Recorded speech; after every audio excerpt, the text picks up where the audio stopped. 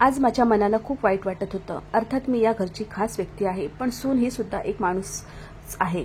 पण काही सासरच्या लोकांना हे समजत नाही. त्यांची स्वतःची मुलगी त्यांना खूप लाडकी आहे, पण ते आपल्या सुनेलाही मेंढरासारखं मानतात. माझ्यासोबतही असंच काहीसं घडत होतं. दुःखाची गोष्ट म्हणजे माझ्या पतीविरुद्ध माझी तक्रार होती. माझे पती तिथे असूनही माझ्याशी अशी वागणूक दिली जात होती. माझ्या दिराचं लग्न होतं आणि मला घरची सगळी कामं करायची होती, कारण मी या घरची मोठी सून होते. पण मला माझी नणंद, माझी सासू आणि सासरेही होते, इतर अनेक अतिथी. मी मदत करणे हे माझे कर्तव्य होते, पण माझी अवस्था कोणालाच आवरता आली नाही. प्रत्येकजण मला जनावराप्रमाणे वागवत होता. आम्ही या परिसरात राहत होतो. तिथे एवढी थंडी होती की मर्यादाच नव्हती आणि मी थंड पाण्याने काम करत होते, त्यामुळे माझी प्रकृती बिघडत होती. रात्रीचे 2 वाजले होते आणि माझ्या मनाला विश्रांती घ्यायची होती, पण माझे काम पूर्ण होण्याच्या मनस्थितीत नव्हते. दिराचे लग्न होते, त्यामुळे तयारी जोरात सुरू होती. दूरवरून आलेले सर्व पाहुणे आमच्या घरी जमले होते आणि काही दिवसांनी आम्ही त्याला लग्नाच्या मिरवणुकीत घेऊन जाणार होतो. त्यामुळे घरात बरेच पाहुणे होते आणि मी घरातील मोठी असल्याने सर्व कामे मलाच करावी लागत होती. सर्वजण माझा खूप आदर करत होते, पण कामाची संपूर्ण जबाबदारी माझ्या खांद्यावर होती. याची जाणीव मला आणि माझ्या पतीलाही नव्हती. स्त्रीला जबाबदारी दिली तर तिला सन्मानही मिळायला हवा, पण या लोकांनी नेहमीच माझा अपमान केला. माझे काम चुकीचे म्हटले आणि माझा अपमान करण्याची एकही संधी सोडली नाही. रात्रीचे 2 वाजले होते जेव्हा मी स्वयंपाकघरातील कामातून मोकळी होते. मी सुटकेचा निश्वास सोडला, कंबर सरळ करून माझा थकवा दूर करण्याचा प्रयत्न केला.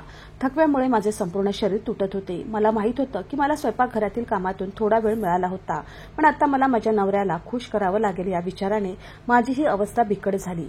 माझे काम संपवून मी सरळ माझ्या खोलीत आले. खोलीत पाऊल ठेवताच मला धक्काच बसला. निघायची वेळ झाली होती आणि माझा राग गगनाला भिडला होता. सगळं तोडून टाकावंसं वाटलं. मला आराम करायचा होता, पण लाईट गेल्याने मला खूप राग येत होता. त्यावेळी लाईट गेल्याने कोणालाही राग येऊ शकतो. बरं, मी हलक्या गोष्टीकडे दुर्लक्ष केलं. मला वाटलं थंड हवामान आहे, त्यामुळे फारसा फरक पडणार नाही. वीज बिल विनाकारण वाढेल. थंडीचे वातावरण असल्याने पंखे किंवा एसीची गरज नव्हती. मी हळूच बेडवर पोहोचले आणि दुपट्टा बाजूला ठेवला. मला माहित होतं की सकाळी उठल्याबरोबर पाहुण्यांसाठी नाश्ता करायचा होता. घर स्वच्छ करावे लागेल, सर्व कपडे तयार करावे लागतात. सकाळी सुद्धा माझ्यासाठी कामाची रांग लागली होती, म्हणूनच मी येऊन शांतपणे बेडवर पडले. माझे संपूर्ण शरीर थकव्याने कोलमडले होते की माझे डोळे मिटत होते. मी रजाईने स्वतःला झाकले आणि झोपताना मला जाणवले की माझा नवरा माझ्या शेजारी झोपला आहे. मी लगेच त्याच्या जवळ गेले. त्याने आपले हात उघडले आणि मी त्याच्या मिठीत पडली. भांडी सतत धुतल्यामुळे मला थंडी लागली होती आणि मी माझ्या पतीसोबत गरमीला जात होते. मी त्याच्या जवळ येताच त्याने मलाही आपल्या मिठीत घेतले. त्याने माझे चुंबन घेतले आणि मला जाणीव करून दिली की तो माझी वाट पाहत आहे. नवऱ्याच्या प्रेमामुळे माझ्या चेहऱ्यावर एक अनोळखी हसू उमटले. तो माझी वाट पाहत होता हे कळून आनंद झाला. खरं तर स्त्री ही खूप निष्पाप असते. जर तिला थोडे प्रेम आणि लक्ष मिळाले तर ती आनंदी होते. माझी ही परिस्थिती तशीच होती. मी त्याच्या जवळ येताच त्याने मला त्याच्याकडे ओढले आणि मी त्याच्याशी गुंतले. पण मला कळत नाही का मला एक विचित्र फील येत होतं. खूप वेगळं वाटत होतं. मला नेहमी माझ्या पतीच्या मिठीत सांत्वन मिळायचे, पण आजचा दिवस वेगळा होता. माझे पती शारीरिकदृष्ट्या खूप बलवान होते, पण आजही मला थोडे अशक्त वाटले असं वाटत होतं. मी त्याच्या छातीला हात लावला आणि म्हणाले, ऐक, तुला काय झाले आहे की तू एवढा कमजोर होत आहेस? असे का बघत आहेस? मग मी गमतीने म्हणाले, लग्नाच्या धामधुमीमुळे लोक खूप थकतात असं वाटतं. फक्त खाण्यापिण्याची काळजी घ्या. तू सतत कमजोर होत राहिला तर तू सांगाडा होशील. मी माझे ओठ त्याच्या छातीवर ठेवले तर माझा नवरा माझ्या डोक्याला हात लावून शांत राहिला. तो पूर्णपणे शांत असताना माझा हात त्याच्या अंगावर फिरत होता. मला माहित होतं की त्याला झोप येत नव्हती, तरीही तो काहीच बोलत नव्हता. असा विचार करत मी त्याच्याकडे पाहिलं, पण अंधारामुळे काहीच दिसत नव्हतं. आता अस्वस्थतेमुळे माझे हृदय वेगाने धडधडू लागले होते. यावेळी मी माझा हात त्याच्या गालावर ठेवला. चेहऱ्यावर दाढी नसल्याचा आश्चर्याचा तीव्र धक्का बसला. माझे पती नेहमी दाढी ठेवत असताना मी लगेच उठू लागले आणि त्याने मला पुन्हा आपल्या हातात घेतले. आता मी खूप बेचैन झाले. मला काहीतरी अघटित जाणवत होते. मी घाबरून विचारले की तुझी दाढी कधी कापली? तू माझा नवरा नाहीस. माझे ऐक, मला आता समजले आहे की मी जे विचार करत आहे ते खरे आहे. मी म्हणाले, मला सोड, मला तुमच्याशी काही बोलायचे आहे. पण त्याने मला त्याच्या आणखी जवळ ओढले. आता माझे हृदय नक्कीच वेगाने धडधडत होते. काहीतरी चुकलं होतं. जेव्हा मी माझ्या नवऱ्याला काही म्हणाले तेव्हा तो नेहमी माझे ऐकत असे आणि मग माझ्या जवळ यायचे, पण आज तो माझ्या बोलण्याकडे लक्ष देत नव्हता. त्याच्या जवळ आल्यानंतर मला आजच्या आधी असे कधीच वाटले नव्हते. आज मला काहीतरी वेगळेच जाणवत होते आणि अचानक माझ्या पतीने माझ्या कानात काहीतरी कुजबुजले, ज्यामुळे मला आश्चर्य वाटलं. माझ्यासोबत असे काही घडू शकते असे स्वप्नातही वाटले नव्हते. मी नेहमीच त्याचा आदर करत होते. त्याची प्रत्येक चूक सहन केली होती, पण आज माझ्याजवळ आलेल्या व्यक्तीने सर्व काही संपले होते. तो माझा नवरा नव्हता. फक्त त्याच्या आवाजावरून मला समजले की ही व्यक्ती कोण आहे आणि मी त्याच्या चेहऱ्याला स्पर्श करताच किंचाळले, कारण तो फक्त माझा नवरा नव्हता तर तो. आणि त्याच्या पुढच्या हालचालीवर मी श्वास घ्यायला विसरले. आई वडिलांच्या इच्छेनुसार एका झटक्यात माझे लग्न झाले. माझ्या लग्नाने ते खूप खुश होते. त्यावेळी आम्ही निघालो होतो. माझ्या वडिलांनी माझ्या डोक्यावर हात ठेवला होता आणि सांगितले होते की मला खात्री आहे की माझी मुलगी तिचे घर कधीही उद्ध्वस्त करणार नाही, आणि मी पण मनात ठरवले होते की माझ्या वडिलांचा विश्वास कधीही तोडणार नाही, कारण माझ्या नवऱ्याच्या या लग्नामुळे मी खूप आनंदी होते. त्याचे व्यक्तिमत्व अतिशय आकर्षक होते. त्याने त्याचं व्यक्तिमत्व इतकं व्यवस्थित सांभाळलं होतं की कोणत्याही मुलीनं त्याला पाहिलं तर ती प्रेमात पडेल, आणि माझीही अशीच परिस्थिती होती. जेव्हा आईनं मला तुझा नवरा म्हणून सांगितलं आणि मी लगेच त्याला होकार दिला.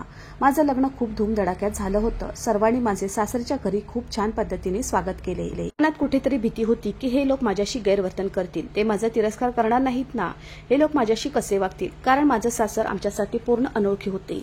मला त्यांची अजिबात माहिती नव्हती. माझ्या वडिलांनी त्यांच्या एका मित्राच्या माध्यमातून हे नाते जुळवले होते, त्यामुळे त्यांच्या घरच्यांना आम्ही ओळखत नव्हतो. पण तिथे पोहोचल्यावर त्याच पद्धतीने माझे स्वागत झाले. माझ्या सर्व शंका आणि भीती दूर झाल्या होत्या. पण घरात पाऊल ठेवताच अचानक माझ्या सासरच्या विधी झाल्याची चर्चा झाली. मला हा विधी खूप विचित्र वाटला. आमच्या कुटुंबात भाऊ बहीण किंवा नवरा वगळता स्त्री पुरुषांमध्ये अंतर राखले जात होते. बायकोच्या इतक्या जवळ कोणी येत नसे, पण इथे एक विचित्र विधी होणार होता. नणंदोई वहिनीच्या खांद्यावर हात ठेवेल आणि वहिनी त्याला पैसे देतील. मला खूप आश्चर्य वाटले. माझे हृदय विचित्रपणे धडधडू लागले. मी विचार करत होते की या लोकांना काय हवंय. शेवटी त्यांना माझ्या जवळच्या दुसऱ्या माणसाला बोलवायचे आहे. मी माझ्या सासूकडे बघितले आणि तिला परावृत्त करण्याचा प्रयत्न केला, कारण हा विधी माझ्यासाठी खूप विचित्र होता. माझ्या खांद्यावर कोणी नसलेल्या माणसाने हात ठेवणे मला अजिबात मान्य नव्हते. माझा नकार इथल्या सगळ्यांना नाराज करेल हे मला माहीत होतं, पण मी असहाय्य होते. मी हे कोणत्याही परिस्थितीत होऊ देऊ शकत नाही. मी धीर गोळा केला आणि माझ्या सासूला बोलण्याचा प्रयत्न केला. मी काही बोलायच्या आधीच माझ्या पतीने माझ्या हातावर हात ठेवला आणि स्पष्टपणे गप्प बसायला सांगितले. कदाचित त्याला माझी परिस्थिती समजली असेल. मी डोकं वळवून त्याच्याकडे पाहिलं तर तो मला शांत राहण्याचा इशारा करत होता. कदाचित नंदोईला त्याच्या कुटुंबात खूप मान होता, म्हणूनच तो मला गप्प बसायला सांगत होता. मी गप्प राहिले आणि अचानक बाहेरून त्याची हाक आली. जेव्हा मी वर पाहिले आणि त्या व्यक्तीला पाहिले तेव्हा मला फक्त विचित्र तिरस्कार वाटला. मला अशी मुलं अजिबात आवडली नाही. तो काही लहान वयाचा नसला तरी त्याने आपले स्वरूप असे ठेवले होते. तो माझ्या अगदी जवळ बसला. सगळे हसून टाळ्या वाजवू लागले, तर हे सर्व माझ्यासाठी खूप चुकीचे होते. अचानक त्याने दोन्ही हात माझ्या खांद्यावर ठेवले आणि पैशाची मागणी करू लागला. तर पैसे देण्याऐवजी माझे पती त्याच्याशी वाद घालू लागले की भाऊ, आम्ही पैसे देणार नाही. हे सर्व माझ्यासाठी खूप कठीण होते. तर तिथे उपस्थित असलेल्या कोणालाही चुकीची असल्याची कल्पना नव्हती. तो माझा जवळचा नातेवाईक आहे, पण आजकाल असे विधी केले जातात. वैद्य आणि अवैध संबंधाची पर्वा करत नाही. आजकाल तर दिरालाही मांडीवर बसवलं जातं. हा विधी अजून व्हायचा आहे हे मला माहीत होतं आणि मी त्यासाठी तयारही नव्हते. काही वेळ वाद घातल्यानंतर त्यांनी मागणी केलेले पैसे नंदोईला दिले. तर मला आश्चर्य वाटलं की जर त्यांना हे पैसे द्यावे लागतील तेव्हा इतका वाद घालण्यात काय अर्थ आहे.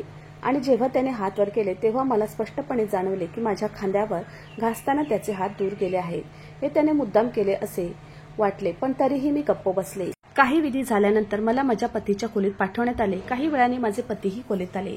मला ही गोष्ट त्याच्याशी सांगायची होती, पण मला ती योग्य वाटली नाही, कारण ती माझ्या लग्नाची पहिली रात्र होती. मी एकटाच. त्याने माझे खूप कौतुक केले. त्याने तिथे गदारोळ केला नाही, पण तुम्हाला काहीतरी सांगायचे आहे असे मला वाटले. याचेही त्यांनी कौतुक केले. मी त्याला समजवण्याआधीच त्याने माझ्या ओठावर बोट ठेवले आणि हळूहळू माझ्या अस्तित्वात हरवून जाऊ लागला. त्याने मला दिलेली प्रत्येक फाईल मला त्याच्यासाठी किती महत्वाची आहे याची जाणीव करून दिली. तो दिलासा माझ्यासाठी खूप सुंदर ठरला. दुसऱ्या दिवशीची सकाळ माझ्यासाठी खूप उज्ज्वल होती. नवरा बायको दोघेही तयार होते. आम्ही एकत्र खोलीतून बाहेर आलो. समोर आमचे नंदोई आणि इतर लोक बसले होते. मी सर्वांना गुड मॉर्निंग म्हणाले. माझ्या सासूबाई लगेच म्हणाल्या, चल तुझ्या नंदोई पुढे डोकं टेकव, त्याचा आशीर्वाद घे, ते तुझ्या डोक्यावर हात ठेवतील. तेवढ्यात मी क्षणभर माझ्या सासूकडे पाहिलं. काय म्हणत होती ती? माझ्या नवऱ्याप्रमाणे तो माझ्या डोक्यावर हात ठेवायला का सांगत होती? पण सासूबाईंची ऑर्डर आली तेव्हा मी नकार देऊ शकले नाही. ताबडतोब त्याच्यासमोर डोके टेकवले आणि त्याने माझ्या डोक्यावर हात ठेवला आणि तो काढताना त्याने लगेच हात काढला नाही. उलट त्याने त्याचा हात माझ्या डोक्यावरून माझ्या खांद्यावर आणला आणि माझा खांदा धरून दाबला. तो म्हणाला, नेहमी चांगलं जगत राहा, नेहमी आनंदी राहा. तर त्याच्या या कृतीने माझे रक्त उकळले होते. पण पहिल्याच दिवशी नाटक नको म्हणून मी गप्प राहिले. तर त्याच्या या कृतीचा सर्वांनाच राग यायला हवा होता, पण सगळे हसले आणि मला आश्चर्य वाटले. हे लोक कशाचे बनलेले आहेत? सत्य त्यांच्या समोर आहे, तरीही ते डोळे मिटून बसतात. मी पूर्णपणे गप्प राहिले आणि माझ्या सासूजवळ जाऊन बसले. नाश्ता झाल्यावर चेहरा दाखवण्याच्या सोहळ्याची तयारी सुरू झाली होती. तर आता मला पार्लरमध्ये जावे लागत होते आणि मला सोडणारा कोणीही घरात नव्हता. घरी असताना माझे पती आणि त्याचा भाऊ जेवायला आणि इतर व्यवस्था सांभाळायला गेले होते. त्यावेळी आम्ही टीव्ही पाहत होतो. माझ्या सासूबाई बाहेर आल्या आणि माझ्या नंदोईला नवीन वधूला पार्लरमध्ये सोडण्यास सांगितले. त्यांच्यासोबत जाण्यासाठी माझे हृदय धडधडत होते, पण मला त्यांच्यासोबत जाण्यास भाग पाडले गेले. जरी घरी एक कार होती ज्यामध्ये आम्ही दोघे प्रवास करू शकत होतो, परंतु जेव्हा त्याने कार नाकारली आणि बाईक निवडली तेव्हा मला आश्चर्य वाटले. मी लगेच नकार दिला की मला बाईकवर माझे सांभाळता येणार नाही, पण त्याने लगेचच मनाशी ठरवले आणि म्हणाले, भाभी आपण बाईकवर सहज पोचू, नाहीतर गाडीत खूप ट्रॅफिक असेल. तर माझ्या सासूनेही त्याची बाजू घेतली आणि म्हणाली, तो म्हणतो तसे कर, जास्त बोलण्याची गरज नाही. अचानक त्याचा स्वर कठीण झाला होता. हे लोक त्याच्या बहिणीच्या नवऱ्याचा खूप आदर करतात हे मला इतके माहीत होते, पण हे लोक आंधळे होते का? त्यांच्या बहिणीचा नवरा माझ्यासोबत काय विचित्र गोष्टी करत आहे हे मला समजत नव्हते, पण त्यांना त्यांची पर्वा नव्हती आणि मला त्यांनी बाईकवर एकत्र बसायला लावले होते. मी त्याच्या शरीरापासून थोडी दूर बसले होते. मला त्याला अजिबात हात लावायचा नव्हता, म्हणूनच मी स्वतःला घट्ट धरून ठेवले होते. पण कदाचित तोही कच्चा खेळाडू नव्हता. अचानक त्याने जोरात ब्रेक लावला. मी अनैच्छिकपणे त्याच्या शरीराला चिकटून ढकलली गेले. हे सर्व मला फारच न पटणारे होते. आता आम्ही थोडं अंतर चालत त्याने गाडी कॅफेच्या दिशेने वळवली. मी काही बोलायच्या आधीच त्याने मुद्दा मांडला आणि म्हणाला, अरे इथे थोडा वेळ बसून चहा प्यायलो तर बरे वाटेल, म्हणूनच मी तुला तिथून घेऊन जात आहे. मग दिवसभर पार्लरमध्ये बसावे लागले असते. त्याचे ऐकल्यानंतर माझ्या अंगाला आग लागली होती. त्याच्यासोबत कॅफेला का जाऊ? मी लगेच म्हणाले, नाही, कृपया मला पार्लरमध्ये सोडा करा, पण मला माझ्या पतीच्या परवानगीशिवाय कोणाशीही कॅफेमध्ये जायचे नाही. माझा स्वर ताबडतोब कडक झाला, पण मी स्वतःसाठी काय त्रास देत आहे याची मला कल्पना नव्हती. मला वाटलं कदाचित तो काहीतरी बोलेल, पण त्याचे मौन हे येऊ घातलेल्या वादळाचे लक्षण होते, जे मला माहीत नव्हते. त्याने शांतपणे गाडी चालवली. पार्लरच्या दिशेने वळलो, पण हे माझ्यासाठी खूप वाईट ठरणार होते. माझा चेहरा दाखवण्याचे विधी होते. तो व्यवस्थित हाताळला गेला, पण दुसऱ्या दिवशी सकाळी घरात गोंधळ उडाला. त्याला पाहून मी थक्कच झाले. माझी नणंद आणि नंदोई सामान बांधत होते. माझी सासू अचानक आमच्या जवळ आली आणि दरवाजा जोरात वाजवला. मी आणि माझे पती जे इतरांशी बोलण्यात मग्न होतो, आम्ही दोघेही लगेच खोलीतून बाहेर आलो आणि बाहेरचं नाटक बघून आश्चर्यचकित झालो. माझे नंदोई रागाने ओरडत होते, या घरात माझा मान नाही असे ते म्हणाले. जेव्हा नवीन नवरी या गोष्टी करू शकते तेव्हा कोणीही माझ्यासोबत काहीही करू शकतो. ती माझ्यासोबत कॅफेमध्ये गेली असती तर काय बिघडलं असतं? मला चहा प्यावासा वाटला, पण आज या घरात आमची इज्जत नाही तर उद्या काय होईल? मी माझ्या बायकोसोबत दुसरीकडे जाऊन राहीन, पण आता या घरात राहणार नाही.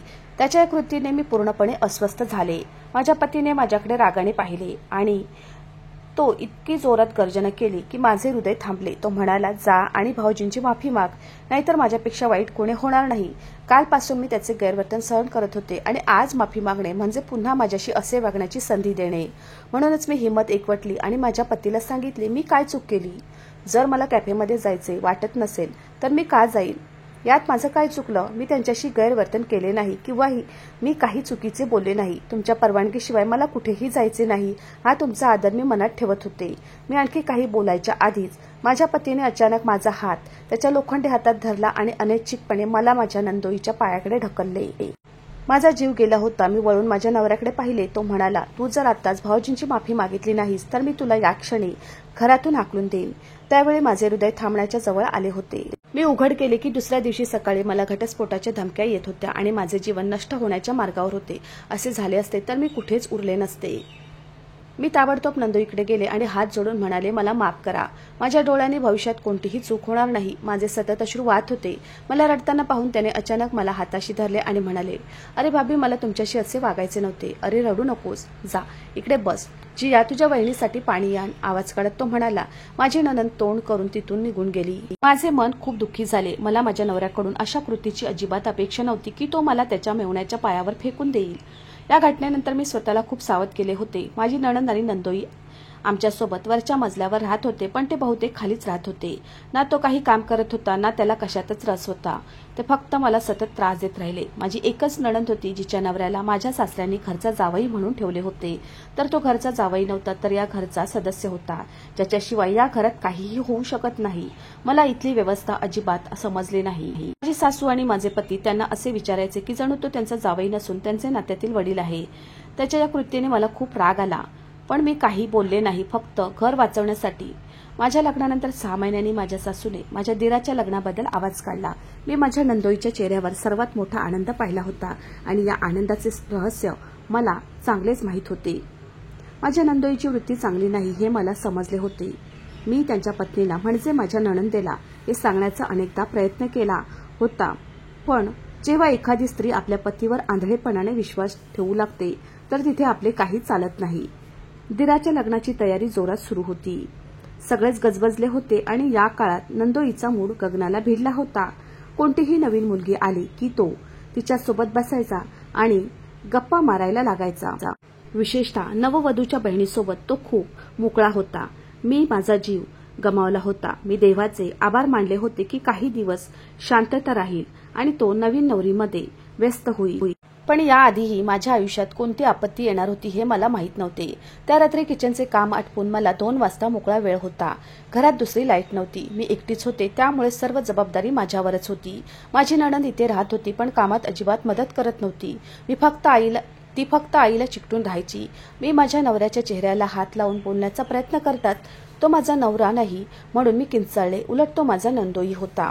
तो माणूस आधीच माझ्या खोलीत आला होता आणि सर्वांची नजर टाळून झोपला होता. अंधारामुळे मला वाटले की तो माझा नवरा आहे, पण तो माणूस इतका खालच्या थराला जाईल की विचारही करू शकत नव्हते. त्याने माझ्यावर जबरदस्ती करायला सुरुवात केली. मला त्याच्या आवाक्यापासून दूर जायचे होते, पण त्याने आपला तळहात माझ्या ओठावर ठेवला. त्यामुळे माझी किंकाळी माझ्या घशातच अडकली. त्याने काही क्षणात माझी इज्जत खराब केली आणि मग तेथून पळ काढला. मला काही समजत नव्हते मी काय करू.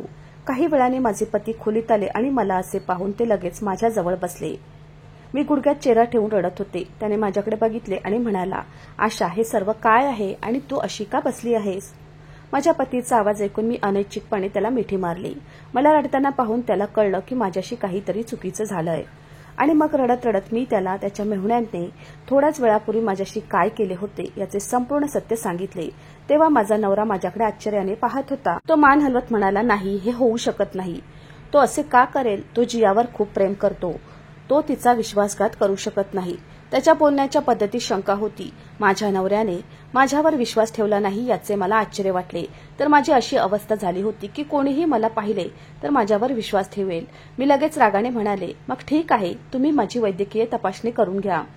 त्यात हे आढळले की माझ्या नणंदोईने माझी इज्जत लुटली असेल तर त्याला शिक्षा कराल आणि मला वेगळ्या घरात नेणार. मी आता त्याच्यासोबत या घरात राहू शकत नाही. तर माझ्या पतीची अवस्था अशी होती की त्याला कापले तर अंगात रक्त येणार नाही. कदाचित आपला मेहुणा या मर्यादेपर्यंत जाऊ शकतो याची कल्पनाही त्याने केली नसेल. सकाळी त्याने माझी विनंती मान्य केली आणि माझी वैद्यकीय तपासणी केली आणि त्याचा परिणाम असा झाला की माझ्यावर जबरदस्ती करण्यात आली आणि ज्याने माझ्यावर जबरदस्ती केली तो दुसरा तिसरा कोणी नसून नंदोई होता. माझ्या नवऱ्याचा राग अचानक वाढला. तो मला सोबत घेऊन घरी आला आणि एवढा आवाज केला की सगळ्यांनाच धक्का बसला. काही वेळाने माझी नणंद चालत चालत घरी आली. तेव्हा अचानक माझी नणंद रागाने वेडी झाली. माझा नवरा अजूनही आईजवळ बसला होता, तर माझ्या दिराने काही क्षणात माझ्या नंदोईला सूड लावला होता. माझी नणंद त्याच्याकडे घाबरलेल्या नजरेने बघत होती. तोही एक शब्द बोलला नाही. माझ्या नवऱ्याला मारू नकोस. तिने नेहमी पतीची बाजू घेतली असली तरी आज ती पूर्णपणे गप्प उभी होती. माझ्या पतीने उठून दोघांना वेगळे केले. यावेळी माझी नणंद पूर्णपणे गप्प राहिली. माझ्या नवऱ्याने आपल्या बहिणीकडे बघून फक्त एकच प्रश्न विचारला, आम्ही किंवा तुझा पती? आणि माझ्या नणंदेने यावेळी एक आदर्श ठेवला आहे. स्वतःच्या वहिनीवर लक्ष ठेवणाऱ्या व्यक्तीसोबत ती राहू शकत नाही असे तिने स्पष्टपणे सांगितले. अशा माणसाला झाडाला बांधून मारले पाहिजे. तर माझ्या पतीने त्या क्षणी आपल्या मेहुण्याला घराबाहेर ढकलले होते. माझ्या नणंदेने लगेच मला मिठी मारली. मला खूप आश्चर्य वाटले की जिने त्या व्यक्तीसाठी आपले बलिदान दिले तिने एवढा मोठा निर्णय कसा घेतला. पण नंतर मला समजले की ती स्वतः त्याच्या कृत्याला कंटाळली होती आणि या कृतीमुळे तिला हा निर्णय घेणे भाग पडले. माझ्या दिराच्या लग्नानंतर माझ्या नणंदेने तिच्या नवऱ्याला घटस्फोट दिला. तर 5-6 महिन्यांनी माझ्या सासरच्याने तिच्यासाठी दुसरा मुलगा शोधायला सुरुवात केली. ती लग्नासारख्या त्रासात गुंतलेली नव्हती, पण जेव्हा मी त्यांना समजावून सांगितलं की पुढे खूप मोठं आयुष्य आहे, तुम्हालाही तुमच्या सासरी आनंदी जीवन जगण्याचा अधिकार आहे, तेव्हा शेवटी माझ्या नणंदेने हे मान्य केलं आणि यावेळी माझा नवरा आणि माझा भाऊ सासरच्या मंडळीने तिच्यासाठी एक विवाह सोहळा आयोजित केला होता. तिचा नवरा खूप स्वाभिमानी होता. नेहमीप्रमाणे माझ्या सासूबाईंनी त्यांना घर जावई बनवण्याची इच्छा व्यक्त केली, पण त्यांनी साफ नकार दिला. मी माझ्या पत्नीसोबत माझ्या घरीच राहणार असल्याचे त्यांनी सांगितले. घरात सुनेचा मान नाही. माझ्या नणंदेला खूप आनंद झाला होता. तिने लगेचच या नात्याला होकार दिला आणि मनापासून स्वीकारलं. तर आता मी पण शांत झाले. या व्यक्तीला पाहून माझे रक्त बंबाळ झाले. तो आमच्या घरातून कायमचा निघून गेल्याने आता माझा जीव ओसरला होता. हो, या माणसाने माझा आदर कलंकित केला याचे मला नक्कीच वाईट वाटले, पण माझ्या पतीच्या प्रेमामुळे आणि काळजीमुळे मी ही गोष्ट माझ्या मनातून काढून टाकली होती. माझ्या पतीने कधीही याचा उल्लेख केला नव्हता. हे सत्य मी विसरले होते आणि आता मी माझ्या आयुष्यात खूप आनंदी होते. मित्रांनो, मला आशा आहे की तुम्हाला आमची कथा आवडली असेल. कथा आवडली असेल तर व्हिडिओला लाईक करा. चॅनलवर नवीन असाल तर चॅनलला सबस्क्राईब करा आणि हो, नोटिफिकेशन बटन दाबा जेणेकरून तुम्हाला पुढील अपडेट सर्वात आधी मिळतील. तुमचा मौल्यवान वेळ कथा ऐकण्यासाठी दिल्याबद्दल धन्यवाद. पुन्हा भेटू अशाच एका नवीन कथेसोबत.